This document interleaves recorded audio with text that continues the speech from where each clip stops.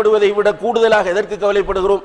இன்று என்னுடைய பொருளாதாரத்தை எப்படி தேடிக்கொள்வது, என்னுடைய பிள்ளைக்கு எப்படி மாப்பிள்ளை தேடுவது, என்னுடைய பிள்ளைக்கு எப்படி வீடு கட்டுவது, எப்படி ஒரு வளவை வாங்கிக் கொள்வது, அல்லது அடுத்தவன் பொருளாதாரத்தை ஈட்டுகிற போது அவனை போன்று நான் எப்படி வருவது, அல்லது அவனுடைய பொருளாதாரத்தை எப்படி நான் வீழ்த்துவது, இதுதான் நம்முடைய அதிகமான கவலையாக இருக்கிறது.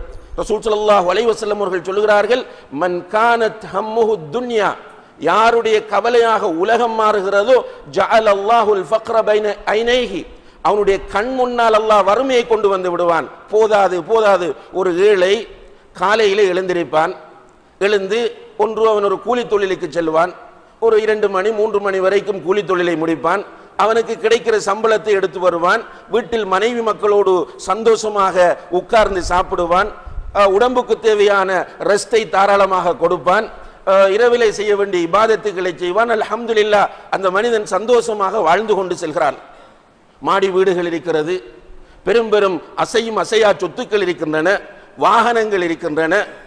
ஆனால் அந்த மனிதனுக்கு குடும்பத்தோடு உட்கார்ந்து சாப்பிடுவதற்கு நேரம் இல்லை, பிள்ளைகளோடு ஒரு சுற்றுலா செல்வதற்கு நேரம் இல்லை, மனைவியோடு சந்தோஷமாக உட்கார்ந்து பேசுவதற்கு நேரம் இல்லை, இபாதத்துக்கள் செய்வதற்கு அறவே நேரமே இல்லை. கடமையான வணக்கங்கள் எல்லாம் அவனுக்கு சிம்பிளாகிவிடும். வாங்கு சொன்னால் இது என்ன தொலைப்போவதை விட அந்த நேரத்தில் செய்கிற வியாபாரம் பெரிது என்று அவன் நினைத்து விடுவான். அந்த நேரத்தில் அவனுக்கு மிஸ் ஆகக்கூடிய அந்த லாபம் இருக்கிறதோ அது ஒரு பெரிய இழப்பாக அவன் கருதுவான். அங்கே தொலைப்போகாமல் முனாஃபிக்குகளுடைய பட்டியலிலே அவன் சேர்ந்து கொள்வது என்பது அவனுக்கு ஒரு மேட்டராக இருக்காது. அவனுடைய கவலையெல்லாம் இந்த நேரத்தில் கடையை மூடிவிட்டேனாக இருந்தால், இந்த நேரத்தில் பள்ளிக்கு போய்விட்டேனாக இருந்தால் எனக்கு வருகிற பொருளாதாரம் இல்லாமல் போய்விடும். எவ்வளவு பெரிய ஒரு வறுமையை அல்லாஹு தஆலா அவனுடைய கண் முன்னால் காட்டுகிறான் என்று பாருங்கள். மறுநாளைக்கு என்ன செய்வது? கனவிலும் அவனுக்கு பிரச்சனை தான். தூங்க சென்று விட்டால் கனவிலும் அவனுக்கு பிரச்சனை தான். நாளைக்கு செக்குக்கு எப்படி பணம் போடுவது, அதற்குரிய சிக்கல் அவனுக்கு உருவாகிறது. இதைத்தான் ரசூல் ஸல்லல்லாஹு அலைஹி வஸல்லம் அவர்கள் சொல்கிறார்கள், மன் கானத்தித் துன்யா ஹம்மஹு, யாருடைய கவலையாக உலகம் மாறுகிறதோ ஜஅலல்லாஹு ஃபக்ரஹு பைன ஐனைஹி, அல்லாஹு அக்பர், அவனுடைய கண்ணுக்கு முன்னால் அல்லாஹ் வறுமையை ஆக்கி விடுவான். ஆனால் மறுமையை கவலையாக கொள்கிறவர்களுக்கு அல்லாஹ் துனியாவை கொண்டு வந்து கொட்டுவான். ஆனால் அந்த மனிதர்கள் துனியாவுக்கு அடிமைப்பட மாட்டார்கள். துனியாவை வைத்தும் மறுமையை கவலைப்படுகிற மனிதர்களிடத்தில் துனியாவை கொண்டு வந்து கொட்டப்படும். உதாரணமாக உஸ்மான் இப்னு அஃபான் ரலியல்லாஹு அன்ஹு அவர்கள் அல்லாஹு தஆலா அள்ளி கொடுத்தான். அந்த காலத்திலேயே இம்போர்ட் எக்ஸ்போர்ட் பிசினஸ் செய்தவர்கள், அந்த காலத்திலேயே மிகப்பெரிய ஒரு கோடீஸ்வரர். அவருடைய கவலை எல்லாம் மறுமை என்பதாக இருந்தது. அல்லாஹ் கொட்ட கொட்ட அவர்கள் மறுமைக்காக சேமித்தார்கள்.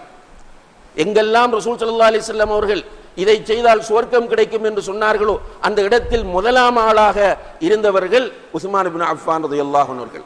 அதுபோன்றுதான் எல்லா சஹாபாக்களும் கண்ணியத்திற்குரியவர்களே, அவர்கள் மறுமை கவலை இருந்தது. அல்லாஹ் அவர்களிடத்தில் பொருளாதாரம் இல்லாவிட்டாலும் மனதில் நிறைவை கொடுத்தான், பொருளாதாரம் இருந்தாலும் அதில் அல்லாஹ் அவர்களுக்கு திருப்தியை கொடுத்தான். ஆனால் இன்றைக்கு நம்முடைய நிலைமை தலைகீழாக இருப்பதை பார்க்கிறோம். சாதாரணமான ஏழைகள் என்று சமுதாயத்தில் அடையாளப்படுத்தப்படக்கூடிய மக்களை பார்க்கிறோம். தர்மம் செய்வதிலே போட்டி போடுகிறார்கள். சில நேரங்களில் பள்ளிவாசல் கட்டுவதற்காக, தாவா பணிகளுக்காக, மதரசாக்களுக்காக என்று கலெக்ஷனிலே போனால் பெரிய கோடீஸ்வரன், லட்சாதிபதி, மாடி வீடு, வாகனம் இருக்கிறது என்கிறவனுடைய வீட்டுக்கு போனால் ஒரு 100 ரூபாய் 200 ரூபாய் கொடுக்கிறான். அதே டைமில் கூலில் தொழில் செய்யக்கூடிய வீடுகள், இந்த வீட்டுக்கு நம்ம போகலாமா இல்லையா என்கிற கவலையோடு சகோதரர்கள் செல்லுவார்கள். சில நேரங்களில் ஓலை குடிசையாக இருக்கும். வீட்டில் உள்ளவர்கள் அப்பம் சுட்டு விற்கக்கூடிய தொழில் செய்யக்கூடியவர்களாக இருப்பார்கள். இப்படியானவருடைய வீட்டுக்கு போய் எப்படி கேட்பது? இந்த வீட்டில் நமக்கு 500 ரூபாய் தான் தந்தார்கள், இந்த வீட்டுக்கு போனால் என்ன செய்ய போகிறார்களோ என்று போனால் அந்த வீட்டிலிருந்து 10,000 வரும், 20,000 வரும், மோதிரம் வரும், தங்க செயின் வரும். அல்லாஹு தஆலா அவர்களுடைய உள்ளத்தில் எவ்வளவு பெரிய செல்வந்தத்தை ஏற்படுத்தி இருக்கிறான். இந்த மாடி வீட்டிலே, பஞ்சனை மெத்தையிலே, ஏசி ரூமிலே, ஏசி காரிலே போகிறவருடைய மனதிலே எவ்வளவு பெரிய ஒரு வறுமை ஏற்படுத்தி இருக்கிறான் என்று பாருங்கள். இது முஅ்ஜிஸா. ரசூல் ஸல்லல்லாஹு அலைஹி வஸல்லம் அவர்கள் சொன்னது நடக்கிறது. எனவே அல்லாஹ்வுடைய தூதர் ஸல்லல்லாஹு அலைஹி வஸல்லம் அவர்கள் நமக்கு கவலையிலிருந்து பிரார்த்தனை செய்யுமாறு கேட்கிறார்கள். நம்முடைய கவலைகள் உலகத்தை சுற்றி இருந்தால் அல்லாஹ் நம்மை பாதுகாக்க வேண்டும். அந்த கவலை நம்முடைய நிம்மதியை கெடுத்துவிடும், நம்முடைய தூக்கத்தை கெடுத்துவிடும். அதே போன்று விரக்திக்கு, ஈமான் இல்லாதவர்களை விரக்தியின் உச்சத்துக்கே கொண்டு சென்றுவிடும். இன்றைக்கு இப்படி துனியாதான் என்னுடைய நோக்கம் என்று அலைகிறவர்கள் மனநோயாளிகளாக மாறியிருக்கிறார்கள். இன்றைக்கு உலகத்திலே துனியாவை நேசிக்கக்கூடிய அதிகமான மக்கள் கவுன்சிலர்களிடத்திலே நிற்கிறார்கள், அல்லது சைக்கோ தெரபிஸ்டுகளிடம் நிற்கிறார்கள், அல்லது சைக்காட்ரிஸ்டுகளிடம் போய் நிற்கிறார்கள். தூக்க மாத்திரைகள் சாப்பிடுகிறார்கள், அல்லது கிளப்புகளிலே பார்களிலே போய் நிற்கிறார்கள், மதுபானம் அருந்துகிறார்கள், தற்கொலை செய்கிறார்கள் என்பதை நாம் பார்க்கிறோம். அல்லாஹ் பாதுகாக்க வேண்டும்.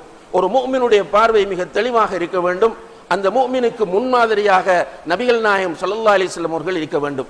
சில நேரங்களில் அன்னை ஆயிஷாவை போல, அல்லது யூசுப் அலைஹிஸ்ஸலாம் அவர்களுடைய தந்தை யாக்கூப் அலைஹிஸ்ஸலாம் அவர்களைப் போல நமக்கு கவலைகள் ஏற்பட்டு விட்டால் நம்முடைய கவலையை அல்லாஹ்விடத்தில் ஒப்படைக்க வேண்டும். இதற்காக வேண்டி ரசூல் ஸல்லல்லாஹு அலைஹி வஸல்லம் அவர்கள் ஒரு அருமையான துஆவை நமக்கு கற்றுத் தந்திருக்கிறார்கள். அந்த துஆவை நாம் பொருள் உணர்ந்து ஓதும் போது அல்லாஹு தஆலா அந்த கவலையை நம்மை விட்டு அகற்றுவார்.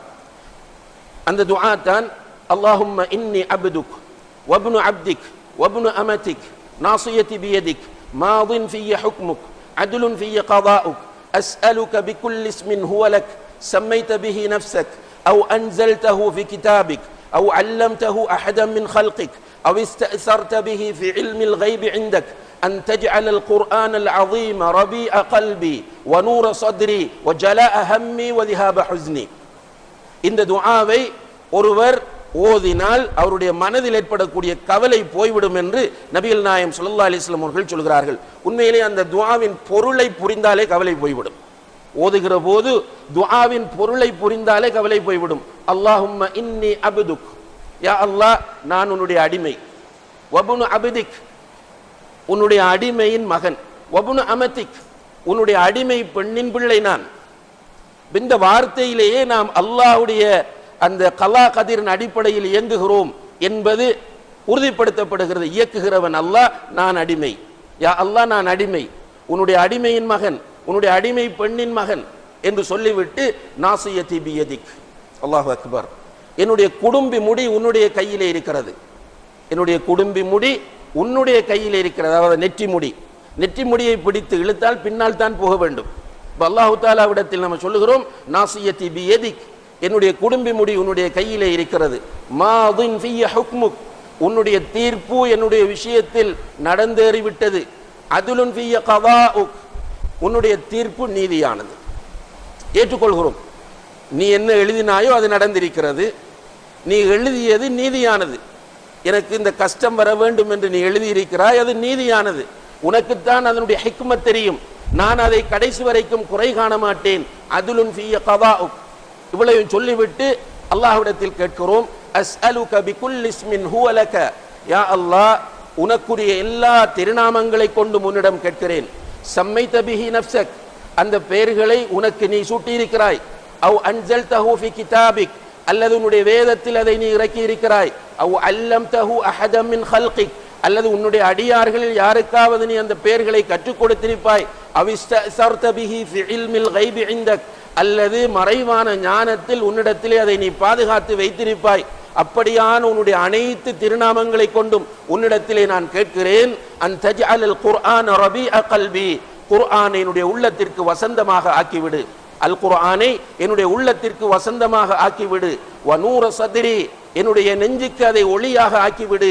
வ ஜலாஅ ஹம்மி, என்னுடைய கவலையையும் துக்கத்தையும் போக்கக்கூடியதாக அதை ஆக்கிவிடு என்று ரசூல் ஸல்லல்லாஹு அலைஹி வஸல்லம் அவர்கள் இந்த துஆவை நமக்கு கற்றுத் தருகிறார்கள். இதை ஓதினால் கவலை போய்விடும். உண்மையிலேயே இந்த மறுமை கவலை தவிர உலக கவலை இல்லாமல் ஒரு மனிதன் வாழுகிறான் என்றால் அவன்தான் பெரிய பாக்கியசாலியாக இருப்பான் என்பதை நாம் புரிந்து கொள்ள வேண்டும். அவ்வப்போது மூட் அவுட் ஆகிற போது யா ஹய்யு யா கய்யூம் பிரஹ்மதிக அஸ்தகீஸ், அல்லது லா இலாஹ இல்லல்லாஹுல் அஸீம் அஸீமுல் ஹலீம் என்று வரக்கூடிய அந்த திக்ரை ஓதுவது, இப்படியான திக்ருகளை அதிகமாக ஓதும் போது அந்த கவலை போய்விடும். அல்லது உட்கார்ந்து பள்ளிவாசலுக்கு வருவது, கொஞ்சம் கூடுதல் கவலை ஏற்பட்டு விட்டது, சில நெருக்கடிகள், சில மன அழுத்தங்கள், சில பிரச்சனைகளால் ஏற்பட்டு விட்டதென்றால் பள்ளிக்கு வந்து 2 ரக்காத் தொழுதுட்டு உட்கார்ந்து அல் குர்ஆனை எடுத்து ஓத ஆரம்பித்தால் அல்லது வீட்டிலே தொழுது விட்டு அல் குர்ஆனை எடுத்து ஓத ஆரம்பித்தால் அல்லாஹுடைய உதவியால் அந்த கவலைகள் எல்லாம் போய்விடும். ரிலாக்ஸோடு நிம்மதியாக வாழ முடியும் என்பதை நாம் புரிந்து கொள்ள வேண்டும். எனவே ஒரு மனிதனுக்கு கவலையற்ற வாழ்வு என்பது மிக முக்கியம் என்பதனால் தான் நபிகள் நாயகம் ஸல்லல்லாஹு அலைஹி வஸல்லம் அவர்கள் இந்த துஆவிலே அல்லாஹும்ம இன்னி அஊது பிக மினல் ஹம்மி வல் ஹஸன் என்று கேட்கிறார்கள். இதில் இன்னும் ஒரு விஷயத்தையும் அல்லாஹ்வுடைய தூதர் உணர்த்துகிறார்கள். என்ன என்று கேட்டால், ஹஸன் அல்லது ஹுஸ்ன் என்று சொன்னால் கடந்த காலத்தில் நடந்தவற்றை நினைத்து கவலைப்படுவது, ஹம் என்றால் எதிர்காலத்தில் நடக்கப் போவதை நினைத்து கவலைப்படுவது. ரசூலுல்லாஹி அலைஹி வஸல்லம் அவர்கள் என்ன சொல்கிறார்கள் என்றால், கடந்த காலத்தையும் விட்டுவிடு, எதிர்காலத்தையும் விட்டுவிடு, இன்றைக்கு நீ வாழ். அன்றன்றைக்கு அவனுடைய நாள் உண்மையிலே இப்போது நாம் உயிரோடு இருக்கிறோம் என்றால் இதுதான் நமக்கு உறுதியான நேரம். இந்த நேரத்தில், இந்த நாளில், இந்த நிமிடத்தில் நாம் சந்தோஷமாக இருக்க வேண்டும். நிறைய பேர் என்ன செய்யறால், நாளைக்கு சந்தோஷமாக இருக்க வேண்டும், நாளைக்கு சந்தோஷமாக இருக்க வேண்டும் என்று ஒவ்வொரு நாளும் கவலைப்பட்டு கொண்டே இருப்பார்கள். நாளை என்பது அவர்களுக்கு எப்போது என்பதே தெரியாது. இன்றைக்கு சொல்வார்கள் நாளைக்கு என்று, நாளைக்கு சொல்வார்கள் நாளைக்கு என்று, நாளை மறுநாள் சொல்வார்கள் நாளைக்கு என்று, இப்படி நாளை நாளை என்றே அவர்கள் போய்கொண்டிருப்பார்கள். அல்லது சிலரை பொறுத்தவரையில் ஏதோ நடந்து முடிந்திருக்கும், நடந்து முடிந்தவைகளை அவர்கள் நினைத்து அதை பற்றி வேதனைப்பட்டு கொண்டே இருப்பார்கள். இமாம் ஷாஃபிஈ ரஹிமஹுல்லாஹ் அவர்கள் ஹதீஸ் துறையில் பெரிய அறிஞர், சட்டத்துறையில் பேரறிஞர், அதே போன்று அரபு இலக்கியத்திலும் அவர்கள் ஒரு பெரிய அறிஞர். அவர்கள் அரபு இலக்கியத்திலே பல கவிதைகள் எழுதியிருக்கிறார்கள்.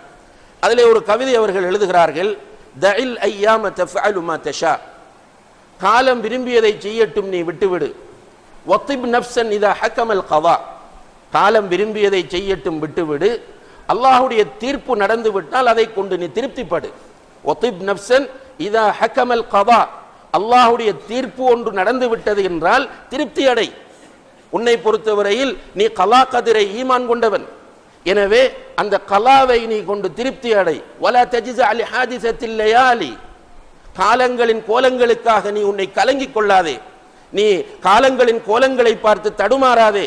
வலா தஜ்ஸா லி ஹாதிஸத்தில் லயாலி ஃபமா லி ஹவாதிஸித் துன்யா பகாஉ, உலகத்தில் நடக்கக்கூடிய இந்த நிகழ்வுகள் சோதனைகளுக்கு நிரந்தரம் என்று ஒன்று கிடையாது.